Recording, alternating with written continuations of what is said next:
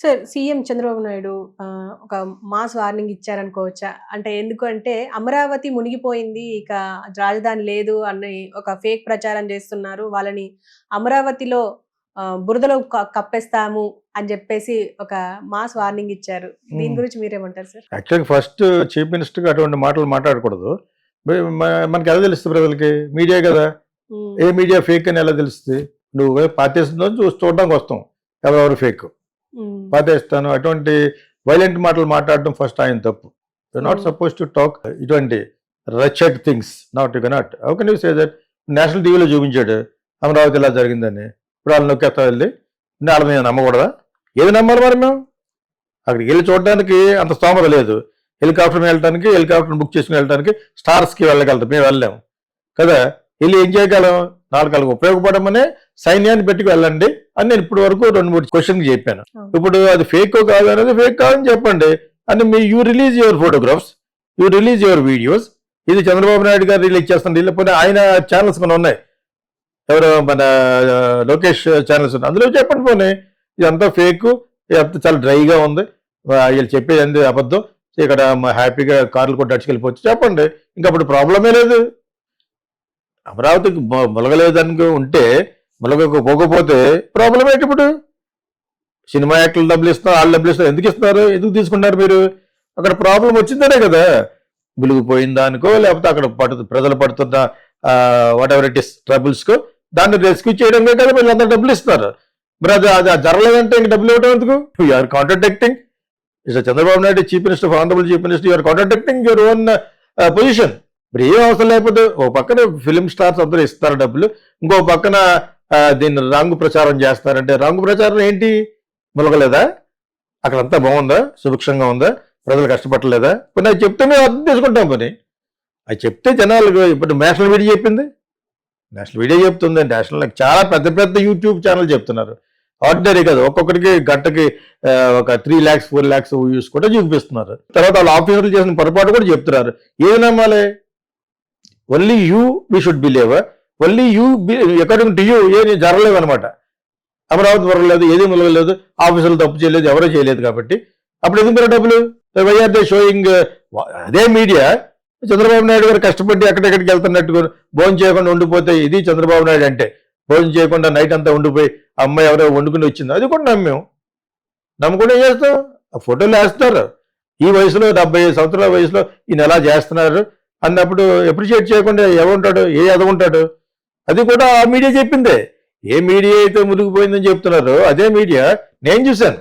Yes, 75 years వయసులో వెళ్ళమనండి, మన వల్ల నేను 75 years బతకను, అది వేరే విషయం. I'm telling. సో ఆయన 75 yearsలో ఆయన చేసిన ఎక్సర్సైజ్, ఆయన చేసిన డిసిప్లిన్ గురించి అలా వెళ్ళగలిగేది అది అప్రిషియబుల్. నేనేంటి ఇండియాలో అందరూ అప్రిషియేట్ చేయాలి, అందరు సీఎంలు చూసి నేర్చుకోవాలి కూడా.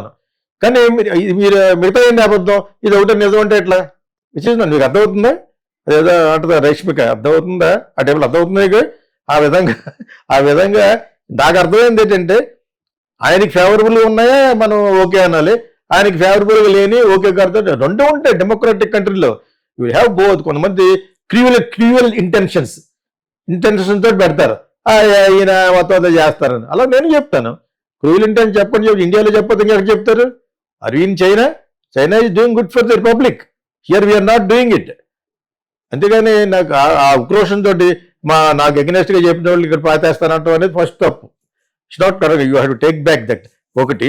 రెండు, మీరు కష్టపడుతున్నారు, మేము ఏం నమ్ముతున్నాం, డెఫినెట్గా నమ్ముతున్నాం. ఈ ఏజ్లో ఎలా కష్టపడగలదు, ఈ వయసులో ఆ విజువల్స్ని లైక్ చేస్తున్నాం. At the same time Amaravati మునిగిపోయింది అన్న వరకు లైక్ చేస్తున్నాం. దాని కింద ఎవడో పెడతాడు, ఇటువంటి దాటుగా ఇంకేముంటుందండి అంటాడు. అది నమ్మం మేము. ఏది నమ్మాలో ఏది నమ్మకూడదు ప్రజలకు మాత్రం తెలియదు, అమాయకులు నమ్ముతారు. ఇంటెలిజెంట్ పీపుల్ ఎవరు నమ్మరు. అదే జగన్ చెప్పాడు ఆఫీసర్లు తప్పు చేశారని, అది ఎంతవరకు నమ్మాలనేది విశ్లేషించుకుంటాం, అంతే కదా. అంతేగాని ఇన్ జనరల్గా రాంగ్ మీడియా అంటే ఎలా కదా, social media is wrong, not wrong media. Good ఉంటుంది, బ్యాడ్ ఉంటుంది, అగ్లీ ఉంటుంది. You must take it.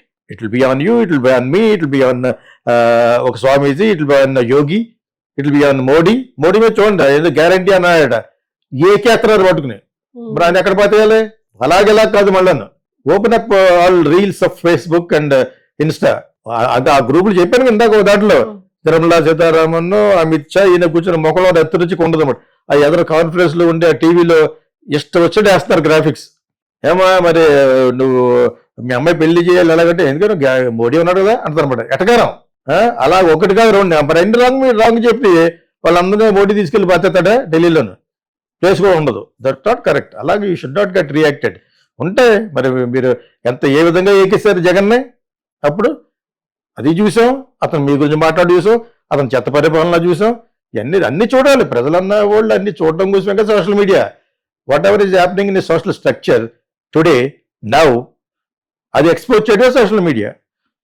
అందులో గుడ్ ఉంటుంది, బ్యాడ్ ఉంటుంది, రాంగ్ ఉంటుంది, రైట్ ఉంటుంది. ఒకసారి నీకు రైట్ అనుకున్నది మాకు రాంగ్, ఇంకొకరు రాంగ్ ఉంటుంది, ఇంకొకరు రైట్ అన్నది నీకు రాంగ్ అనిపిస్తుంది.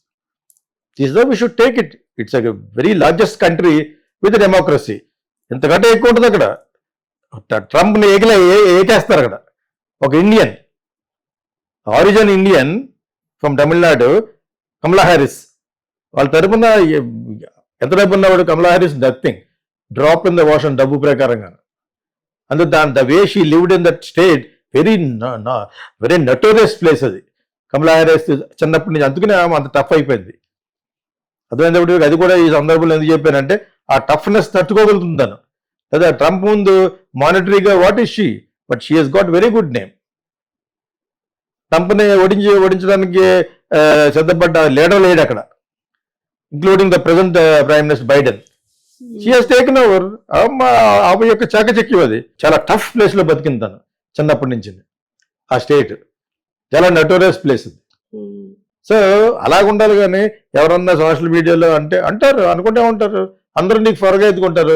జగన్కి ఇంకా 40% ఉంది, వాళ్ళందరూ చేసే దాంట్లో బ్యాడే చెప్తారు. మనలాగా న్యూట్రల్గా ఉన్న వాళ్ళు చెప్పరు, మనం గుడ్ బ్యాడ్ చెప్తాం.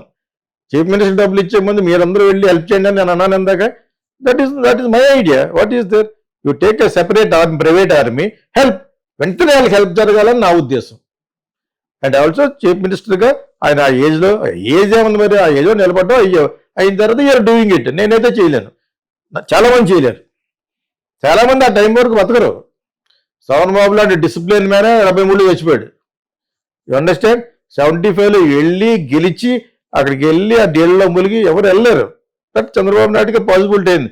ఎప్పుడు చెప్పాడు కమల్ హాసన్, ఆయన 3 గంటలకి నుంచి స్టార్ట్ అవుతారు తన లైఫ్. మరి ఎవరు చెప్పారు అతనికి? కమల్కి ఈ మధ్యన కాలేదు, కానీ నేను ఎందుకు ఒకసారి చూశాను. అంత యోగా, అంత సిస్టమేటిక్గా తింటారట ఈయన చంద్రబాబు నాయుడు గారు. సో దేనికి దానికి మాట్లాడుకుంటారు. కానీ ఇటువంటి అపవాదులు వచ్చినప్పుడు, ఇటువంటి విపత్తులు జరిగినప్పుడు గుడ్, బ్యాడ్ అండ్ అగ్లీ మాట్లాడతారు. I'm trying to convey a message to the chief minister. Okay, we have to take it. తప్పదు మరి. Okay sir, thank you.